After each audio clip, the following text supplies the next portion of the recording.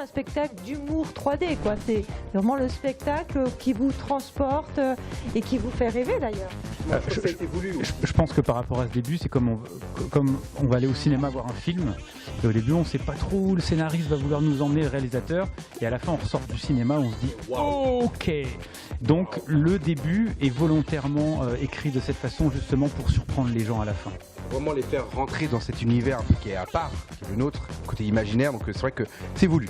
C'est que ça monte crescendo, ça, et feu d'artifice à la fin, quoi. Et qu'est-ce qui vous a donné envie de monter ce spectacle? Vous aviez une idole, vous aviez déjà vu un spectacle dans ce genre?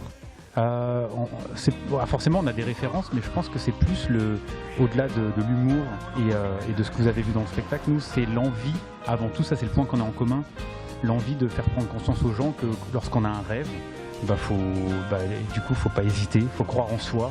Et même si c'est pas évident, il faut aller à fond, on n'a qu'une seule vie, on y va à fond, et c'est un peu notre philosophie à nous, à tous les deux. C'est combien d'heures de répétition à peu près pour monter un spectacle comme ça? Oh, des années, des années de travail pour avoir cette complicité, pour avoir ce rendu qu'on a. Moi, je vais rajouter, c'est du spectacle vivant, et comme son nom l'indique, on travaille en permanence tous les jours avant de jouer. Il y a un temps de répétition, il y a un temps de calage, il y a un temps de remise en question pour travailler le jeu. Comme vous l'avez dit, les bruitages, la gestuelle. Faut être bien calé, quoi. Exactement. On est obligé d'être calé. On est obligé d'être calé, sinon les gens ne comprendraient rien. Et donc du coup, c'est notre discipline qui est un peu, comme vous l'avez dit, exigeante, parce que c'est pas que du texte, c'est pas que de la danse, c'est pas que de l'imaginaire, il y a du tout, quoi. C'est ça qui est fort dans ce qu'on veut proposer aux gens, quoi. Et là, donc, vous êtes au théâtre Gaîté-Montparnasse jusqu'à quand alors? Jusqu'au 4 mai. C'est du mardi au samedi à 19h. Donc tous les jours à 19h.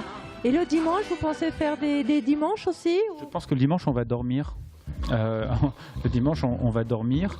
Mais on peut proposer, on pourrait organiser peut-être, pourquoi pas. Non, c'est pas ça, c'est que les gens pourraient venir carrément chez nous regarder dormir. Ouais, c'est pas mal, ça. On pourrait mettre ça avec Thibaut de l'Alhambra, mettre ça en place, un système de billetterie où les gens réserveraient directement sur Internet. Ça peut être pas mal. Bonne idée, ça. Voilà.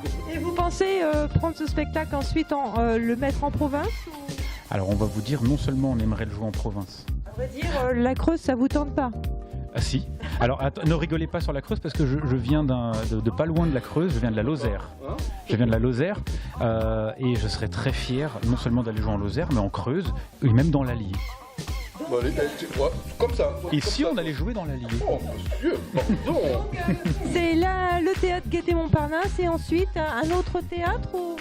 Alors on va déjà profiter pleinement de notre programmation à la Gaîté-Montparnasse.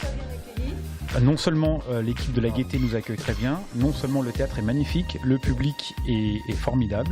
Et donc on a envie, je crois, de s'autoriser à ne pas penser à la suite. On va profiter de nos moments à la Gaîté-Montparnasse, tout simplement. En tout cas, j'espère sincèrement que, puis d'ailleurs c'est ce que dit la presse, ça va dire que vous êtes incroyable, mais c'est vrai que c'est un duo qui va faire du bruit. Donc on ne demande que ça. Et je vous souhaite évidemment que ça fasse du bruit, non? C'est pas ça? Sur ce, je vous souhaite une très très belle soirée et puis bon, continuez à vous inviter. Merci beaucoup. Merci beaucoup. Ouais, mais on va pas faire 1h15 de boutage dans le spectacle, on est d'accord? Il y a bien Dave qui fait des concerts de 2 heures.